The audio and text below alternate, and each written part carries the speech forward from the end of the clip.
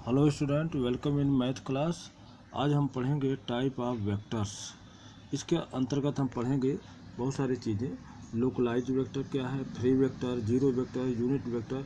तो हम एक एक करके इन वेक्टरों के बारे में जानते हैं। बहुत सारे वेक्टर हैं जो हमारे पूरे चैप्टर में ये इसके नाम आएंगे और ये यूजफुल है। उन वेक्टरों को जानना जरूरी है वेक्टर पढ़ने के पहले। तो हम देखते हैं कि लोकलाइज वेक्टर क्या है। लोकलाइज वेक्टर पहला है फ्री वेक्टर। लोकलाइज और फ्री वेक्टर में क्या अंतर है? लोकलाइज वेक्टर जिनके एक्शन ऑफ पॉइंट सेम जगह हो। लोकलाइज वेक्टर जिनके एक्शन और पॉइंट फिक्स हो, यानी कोई फोर्स अगर किसी पॉइंट पर लगता है तो वह लोकलाइज वेक्टर, उसके पॉइंट इनिशियल पॉइंट फिक्स हो तो लोकलाइज वेक्टर। फ्री वेक्टर क्या है? जिसके इनिशियल पॉइंट फिक्स न हो वो फ्री वेक्टर है। वो स्पेस में कहीं भी उसको ट्रांसफ़र किया जा सकता है। तो हम अपने इस चैप्टरों में पढ़ेंगे। हम हमारे कोर्स में फ्री वेक्टर का ही कंसेप्ट ज़्यादा है, लोकलाइज वेक्टर यहाँ अभी नहीं है। तो हम फ्री वेक्टर पढ़ेंगे कि फ्री वेक्टर जिसको हम शिफ्ट कर सकें। तो ये हम पढ़ेंगे फ्री वेक्टर क्या है। फिर हम अगला है जीरो वेक्टर। जीरो वेक्टर क्या है?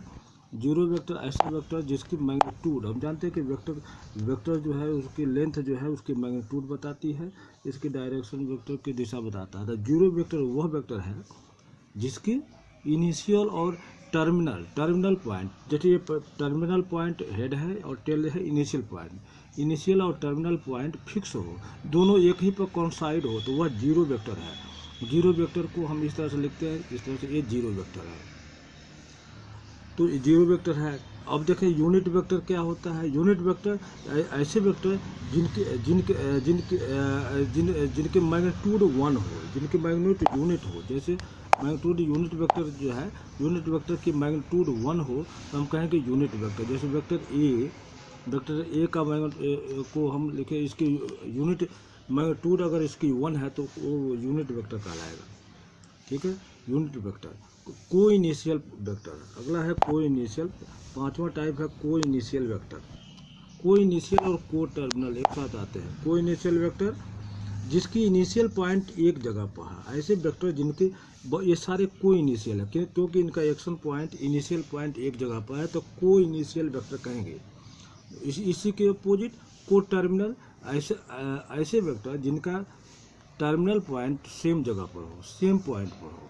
ये सारे जो है को इनिशियल, एक ही पॉइंट पर बहुत सारे वेक्टर काम कर रहे हैं तो को टर्मिनल उसका नाम दिया गया, को टर्मिनल वेक्टर। इस तरह से हमारा लाइक अनलाइक वेक्टर।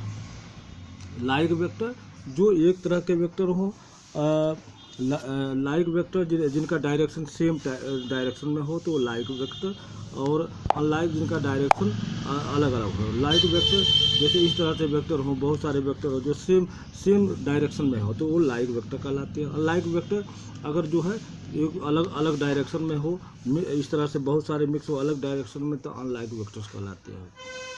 ठीक है, तो लाइक अनलाइक में हमने अंतर देखा। ऐसे है निगेटिव वेक्टर का नाम आएगा। निगेटिव वेक्टर क्या है? जिसके किसी वेक्टर का निगेटिव वेक्टर, जैसे वेक्टर ए है, वेक्टर ए को हम जानते हैं लिखने का तरीका ये है, इस तरह से एरो लगाकर वेक्टर ए। इसका निगेटिव वेक्टर डायरेक्शन सेम रहेगा, इस डायरेक्शन को हम उलट देंगे तो ये निगेटिव वेक्टर मैग्नीट्यूड सेम रहेगा, ये निगेटिव वेक्टर कहलाएगा वेक्टर ए। यानी डायरेक्शन को अपोजिट कर देने से वो निगेटिव वेक्टर आ जाता है। इसी तरह से अगला नाम आएगा हमारा रेसिप्रोकल वेक्टर, जिनके मैग्नीट्यूड रेसिप्रोकल है। जैसे कोई वेक्टर ए है, कोई वेक्टर ए है, तो कोई वेक्टर जैसे मानते हैं कोई वेक्टर ए है, ये वेक्टर है, तो अगर कोई वेक्टर कोई वेक्टर बी इसका जो है रेसिप्रोकल कहलाएगा। कब? जब बी का मैग्नीट्यूड इक्वल टू 1/a का मैग्नीट्यूड।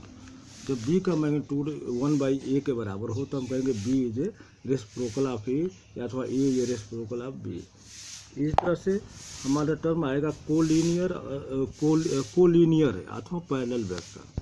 जो वेक्टर पैरेलल हो या लीनियर हो, इस तरह से, तो ये सब जो है कोलिनियर अथवा पैरेलल वेक्टर सेम कहलाएंगे। कोलिनियर कह सकते हैं, पैरेलल कह सकते हैं, डायरेक्शन सेम हो तो कोलिनियर है।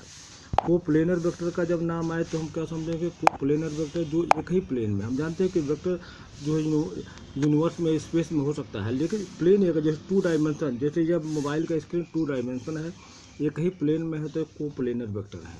अगर इसमें से कोई वेक्टर बाहर आ रहा है तो कोप्लेनर नहीं है। कोप्लेनर के लिए प्लेन एक ही, चाहे किसी भी डायरेक्शन में हो, कोप्लेनर एक प्लेन में हो तो कोप्लेनर वेक्टर है। तीसरा है, अगला है equality vector. Equality vector, equality of vector को होता है दो वेक्टर, जैसे दो vector a vector b equal कब कहलाएंगे, जब इनके मैग्नीट्यूड बराबर हों। दो वेक्टर के अगर मैग्नीट्यूड बराबर है तो कहेंगे इक्विलिटी ऑफ वेक्टर। इनके मैग्नीट्यूड इक्वल होना चाहिए तो हम कहेंगे इक्विलिटी ऑफ वेक्टर। ठीक है, तो ये वेक्टरों के इतने टाइप है, लेकिन हम अब आएंगे देखेंगे पोजीशन वेक्टर ऑफ किसी पॉइंट का पोजीशन वेक्टर क्या होता है। जैसे पोजीशन वेक्टर स्पेस में, स्पेस जब भी हम कहें तो उसका मतलब हम 3 डायमेंशनल हम कंसीडर करेंगे। 3 डायमेंशन में x होता है, y मान सकते हैं, z होता है। तो अगर ओरिजिन का कोऑर्डिनेट 0 0 0 3 ऐसे लिखते हैं, कोई पॉइंट P है जिसका x y z कोऑर्डिनेट है, तो इस पॉइंट P का पोजीशन वेक्टर O से मिला देने पर जो डायरेक्शन है वही उसका पोजीशन, उसके जो जिधर डायरेक्शन हो और उसकी जो जितनी डिस्टेंस है तो उसको कहेंगे पोजीशन वेक्टर है। मतलब OP is a position vector of P, मतलब OP is a position vector of P। किसी वेक्टर P का पोजीशन वेक्टर क्या है, OP, जो O is a initial point जिसका सेंटर पर ओरिजिन पर हो। तो OP जो यह OP जो यहाँ जो दिखाया गया है OP is a position vector of P। Point P का पोजीशन वेक्टर OP है। अब इसका OP का मैग्नीट्यूड यहाँ पर हम 3 डायमेंशन में कैसे कंसीडर करेंगे। OP को कई बुकों में हम इसको R भी लिखते हैं, इसको R से भी कर सकते हैं, this is denoted by R। तो इस तरह से हम इसको लिख सकते हैं। और OP इक्वल टू, OP का मैग्नीट्यूड निकालने के लिए OP इक्वल टू या magnitude R equal to √x² + y² + z²।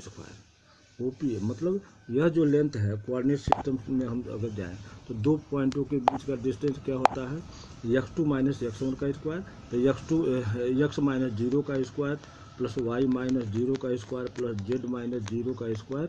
तो ये सारे को अंडर रूट लेंगे तो यही आएगा x² + y² + z²। इस तरह से OP की मैग्नीट्यूड हो गई। लेकिन अगर कोई वेक्टर ओरिजिन पर न हो, जैसे मानते हैं कि कोई वेक्टर इस तरह से हो जो P और Q पर हो, जिसका ओरिजिन न होकर के जैसे एक P point x1 y1 z1 हो, x1 y1 z1 कोऑर्डिनेट हो, इसका x2 y2 z2 हो, तो इसको तो यहाँ दो बिंदुओं के बीच का डिस्टेंस कोऑर्डिनेट ज्योमेट्री से क्या हो जाएगा, x2 - x1 का स्क्वायर। इसको फिर देखें, इसको दो पॉइंटों के बीच का कोऑर्डिनेट डिस्टेंस का फार्मूला लगाएंगे, यहाँ लिखेंगे R बराबर √x2 - x1 का स्क्वायर प्लस y2 - y1 का स्क्वायर प्लस z2 - z1 का स्क्वायर। तो ये उसकी लेंथ आ जाएगी। तो इस तरह से जो है हम इसको